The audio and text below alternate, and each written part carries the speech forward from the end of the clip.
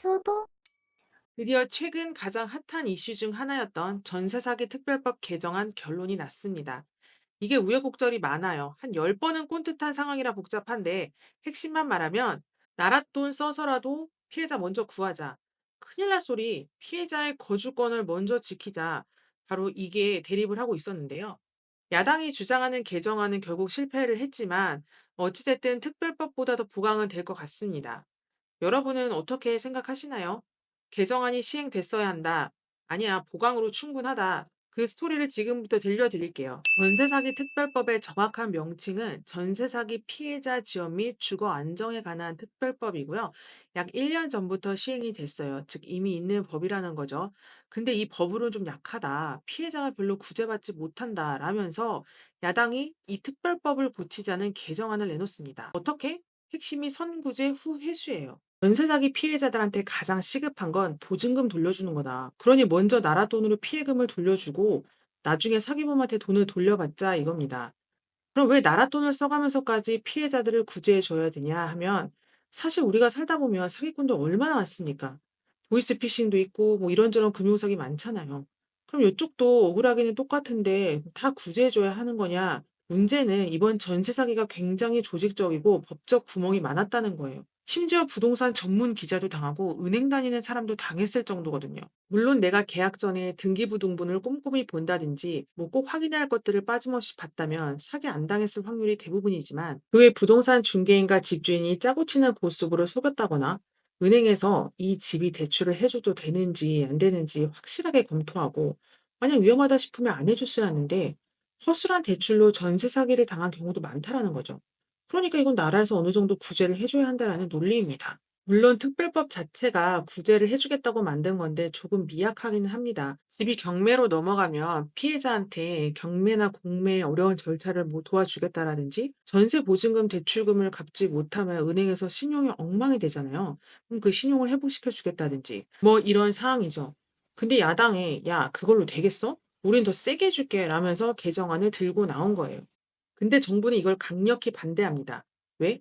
그냥 야당이 하는 건 뭐 죄다 꼴보기 싫어서? 그럴 수도 있겠지만 나름 논리가 있습니다. 나라 돈으로 우선 피해자들을 구제해 준다고 하는데 그럼 그 나라 돈이 어디서 나오냐? 바로 주택도시기금에서 빠져나오는데요. 기금이란 이름만 들어도 느낌이 빡 오시죠? 우리가 청약통장 만들어서 돈을 붓잖아요. 그 돈이 모인 곳이에요. 한마디로 국민들 청약금을 당사자들 동의 없이 뺏은다는 겁니다.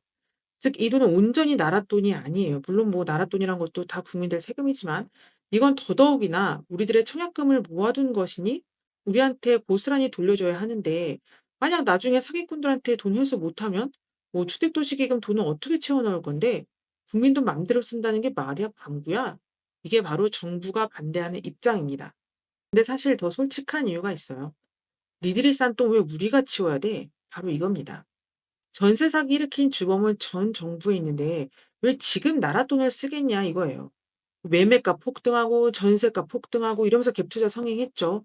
특히 빌라나 연립에서 매매가보다 더 비싼 전세 받으면서 이런 전세 사기가 발생했다 이겁니다.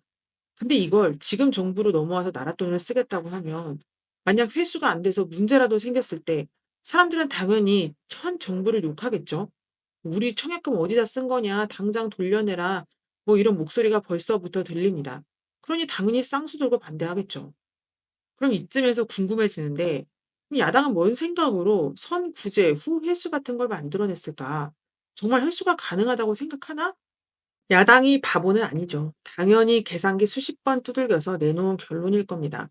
여기서 먼저 구제해 준다는 게 보증금 전액이 아니라 최우선 변제금만 보장해 준다는 거예요.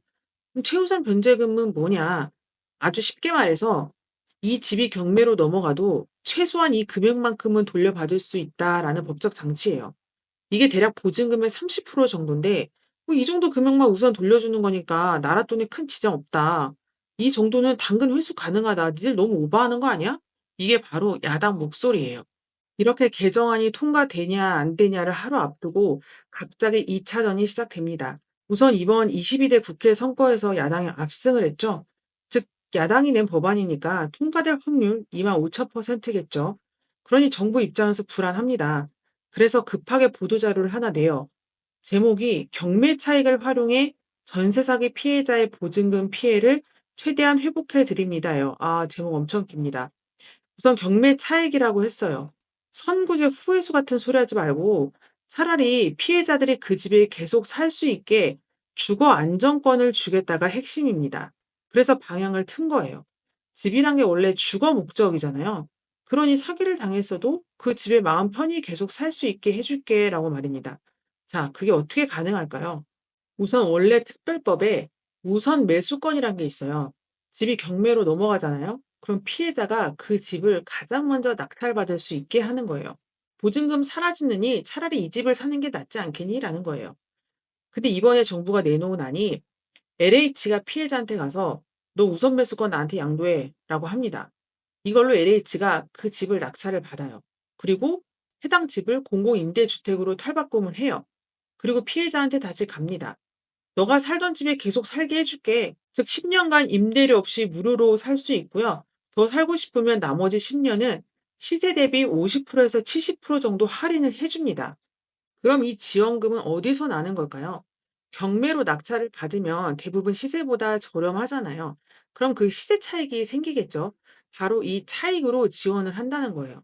근데 만약 두부가 나 10년까지 안 살 거야. 몇 년만 살고 나갈 거야. 그러면 그 몇 년 동안 임대료를 쓰고도 차익이 조금 남았다. 그 남은 것도 두부한테 줍니다. 그런데 이제 28일 디데이가 됐죠.